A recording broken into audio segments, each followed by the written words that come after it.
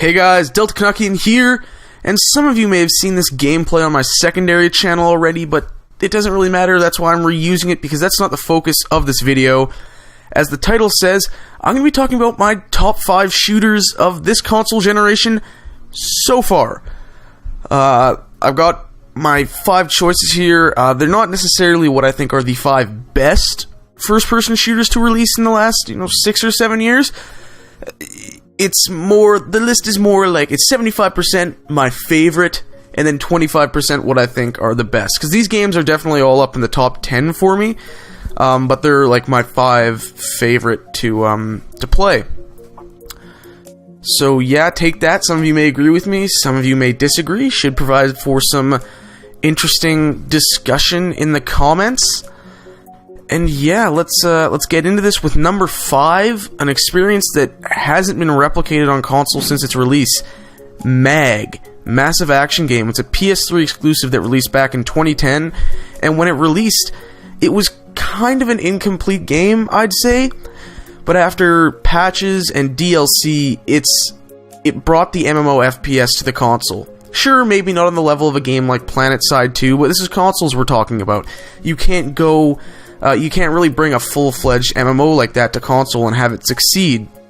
So even with the somewhat dumbed-down MMO stuff in the game, MAG was a truly unique experience that was a lot of fun to play, following orders from the officer in charge down to the platoon leader, down to your squad leader, and then having 4 different matches of 64 on the same match, and then having them converge in the center to this insane 256 player all-out war.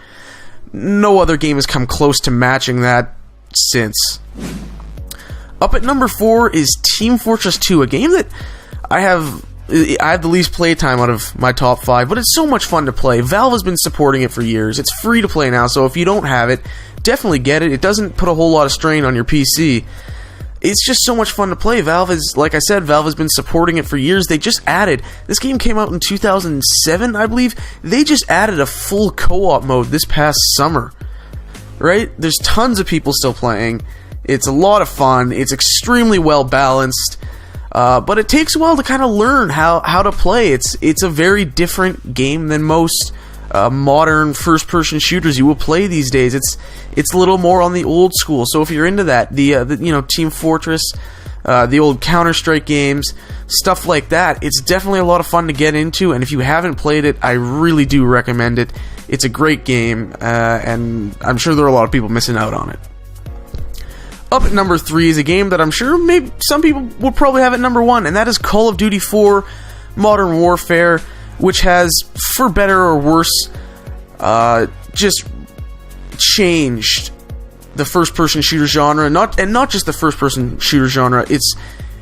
It's completely changed how multiplayer is viewed in the games industry. Gaming used to be seen as a primarily single-player experience, and multiplayer would just be this cool little extra that was thrown in there. But then with the creation of Xbox Live and PlayStation Network and the increasing connectivity of the consoles, Call of Duty 4 introduced RPG elements and leveling up to first-person shooters, and it blew the doors open. Almost every game has a multiplayer component with ranking up and unlocks and custom classes and stuff and all these features that Call of Duty 4 introduced, and it was a truly great game. It's just too bad that the follow-ups haven't been able to meet up to par. Coming in at number 2 is one of my favorite games of all time, Killzone 2. I never got to play the first Killzone until recently when they re-released it in high definition. I played a demo, I loved it, but my parents wouldn't let me get it. So Killzone 2 comes around 5-6 years later, and is just insane. The graphics, amazing. Gameplay, so much fun. Multiplayer is some of the most balanced gameplay I've ever played, and some of the best map design ever as well.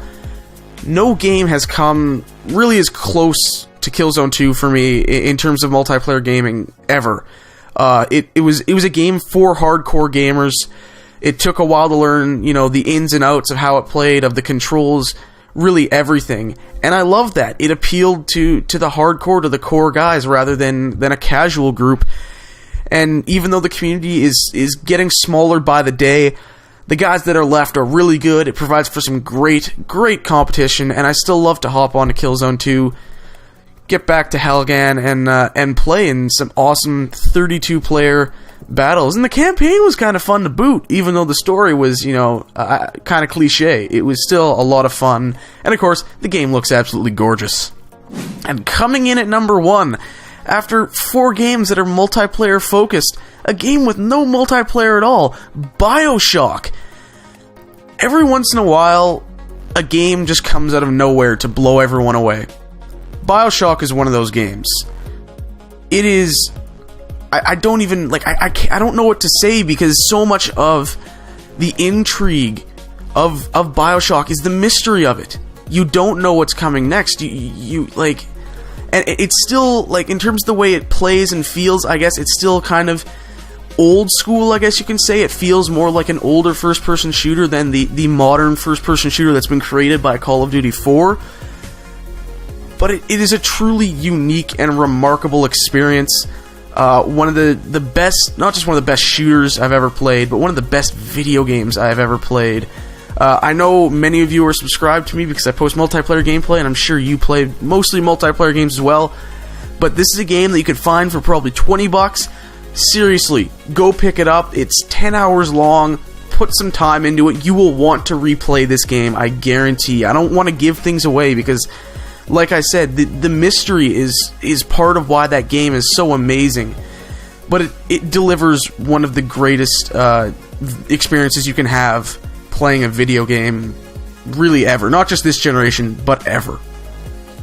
So those are my top 5 video games of the console generation. Up until this point, there's some really good games that are going to be coming out in 2013. Of course, whatever Call of Duty 57 is coming out this year, I don't know. Battlefield 4. BioShock Infinite, we'll see if that can recapture the magic of the original BioShock with an all-new setting. There's some really good games that I'm looking forward to. I'm sure I'll talk about those more. I hope you enjoyed the video. Obviously, comment whether you agree, you disagree. Let's get a good discussion going in the comments. Those are always fun to have. Leave a like if you enjoyed the video, and subscribe if you want to see more, or I guess listen to more of me. I guess you'll be seeing some more of me with the Dead Space 3 Let's Play I'm planning. But I don't really know what I'm going to be posting right now. If you've been following me on Twitter, I'm kind of at a crossroads with Call of Duty, so I'm trying to figure that out. I'll keep you guys posted. Thanks for watching. I hope you enjoyed the video, and I'll see you guys next time.